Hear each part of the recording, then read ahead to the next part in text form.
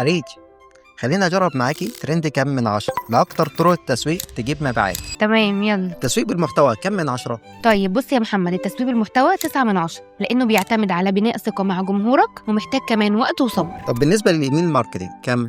خليني أقول لك إن الإيميل ماركتينج 8 من 10، ولكن لو عندك لستة عملاء مستهدفة قوية جدا والعائد على الاستثمار هيكون عالي جدا، ولكن محتاج شغل كبير جدا ومجهود على الرسائل. بالنسبة للإعلانات الممولة إعلانات الممولة دي موضوع كبير جدا، ولكن تاخد 9 من 10 عشان هي أسرع طريقة توصل بيها لجمهورك، ولكن محتاجة استراتيجية كويسة عشان ما تحرقش فلوسك على الفاضي. طب والواتساب ماركتينج؟ حلو، احنا ممكن نديله 6 من 10. بص، هو حلو للتواصل المباشر، ولكن بيعتمد أكتر على طريقة التواصل مع العملاء على الواتساب بدون ما تزعل. بالنسبة للإنستجرام ستوري؟ طيب الانستجرام ستوري احنا هنديله 5 من 10. هي طريقة بيرفكت جدا لبناء علاقة قوية مع الجمهور، ولكن هي طول الوقت ما بتبقاش حلوة لو انت طول الوقت بتحاول تعلن عن المنتجات بتاعتك.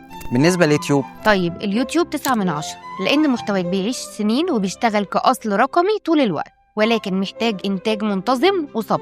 آخر سؤال بقى، البودكاست؟ بالنسبة للبودكاست 7 من 10 لأن هو مناسب جدا للناس اللي بتحب تسمع وتتعمق في المحتوى. يعني إيه الخلاصة؟